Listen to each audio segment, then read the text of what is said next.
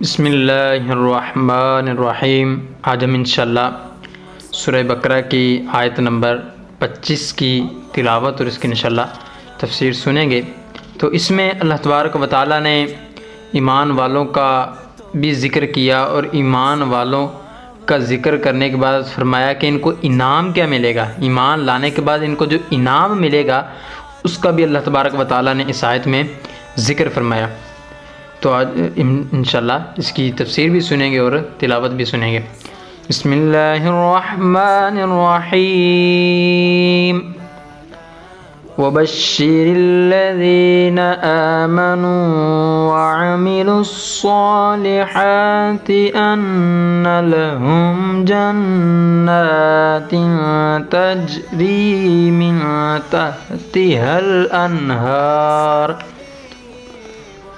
كُلَّمَا رُزِقُوا مِنْهَا مِن ثَمَرَةٍ رِزْقًا قَالُوا هَذَا الَّذِي رُزِقْنَا مِن قَبْلُ وَأُتُوا بِهِ مُتَشَابِهًا وَلَهُمْ فِيهَا أَزْوَاجٌ مُطَهَّرَةٌ وَهُمْ فِيهَا خَالِدُونَ۔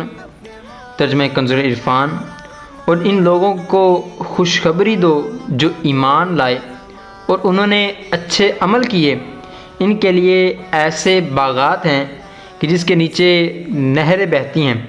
جب انہیں ان باغوں سے کوئی پھل کھانے کو دیا جائے گا تو کہیں گے یہ تو وہی رزق ہے جو ہمیں پہلے دیا گیا تھا، حالانکہ انہی ملتا جلتا پہلے دیا گیا تھا۔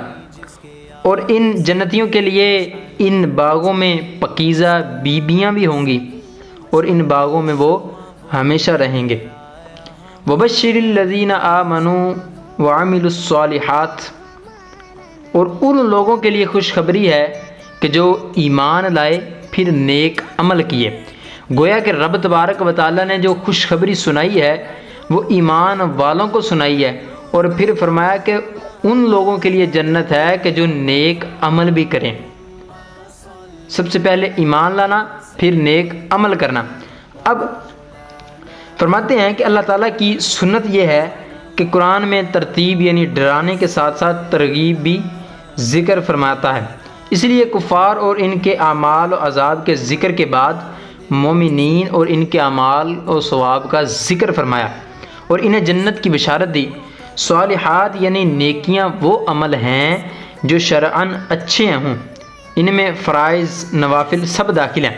یہاں بھی ایمان اور عمل کو جدا جدا بیان کیا گیا، جس سے معلوم ہوا کہ عمل ایمان کا جز نہیں ہے، یعنی جو عمل ہے وہ ایمان کا جز نہیں ہے۔ یہ بات ذہن میں رکھیے گا۔ آگے اللہ رب العزت نے فرمایا کہ وَأُتُوا بِهِ مُتَشَابِهًا، اور انہیں ملتا جلتا پھل دیا جائے گا۔ جب وہ جنتی جنت میں کھائیں گے تو وہ کہیں گے کہ ہمیں تو یہ پھل پہلے مل چکا ہے۔ تو جنت کے پھل رنگت میں آپس میں ملتے جلتے ہوں گے، مگر ذائقے میں جدا جدا ہوں گے۔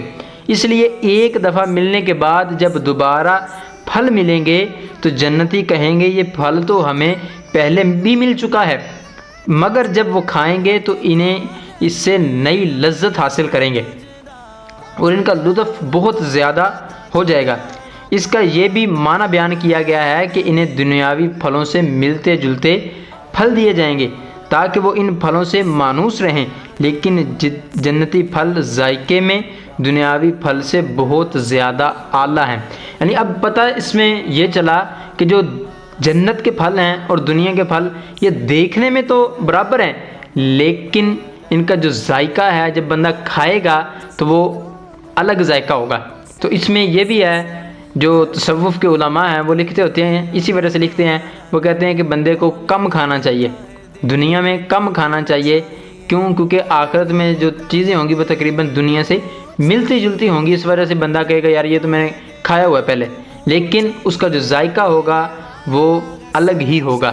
تو ہمیں چاہیے کہ اس دنیا میں کم سے کم کھائیں، اس سے یہ ہوگا کہ اللہ کی عبادت میں دل بھی لگے گا اور جو ہمارا نفس ہے وہ کمزور پڑ جائے گا اور ہم اللہ کی عبادت اچھے طریقے سے کر سکیں گے۔ جب ہم زیادہ کھاتے ہیں تو پھر بیماریاں بھی زیادہ آتی ہیں، اسی وجہ سے شیطان ہمارے اوپر ہیوی ہو چکا ہوتا ہے، کیونکہ کبھی کبھار نیند کا غلبہ آ جاتا ہے، کبھی شہوت کا غلبہ آ جاتا ہے، تو اس وجہ سے جتنا کم کھائیں گے اتنی شہوت بھی کم آئے گی، اور اسی طرح جو اللہ پاک کی عبادت میں دل بھی زیادہ لگے گا۔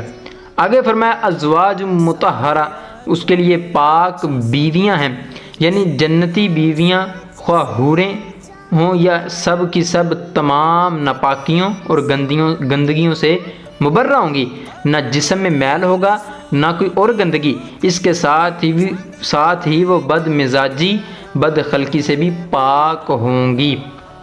یعنی کہ یہ جنتی جو حوریں ملیں گی، اللہ تبارک و تعالیٰ نے اس کا بھی ذکر فرما دیا کہ وہ گندگی والی نہیں ہوں گی، ان کے ساتھ میل نہیں ہوگی، اور ان کا جو مزاج ہوگا وہ بھی بڑا اچھا ہوگا۔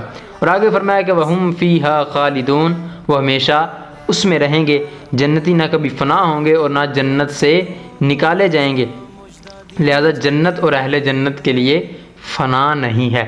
تو اس آیت مبارکہ میں ہمیں بہت کچھ سیکھنے کو ملا۔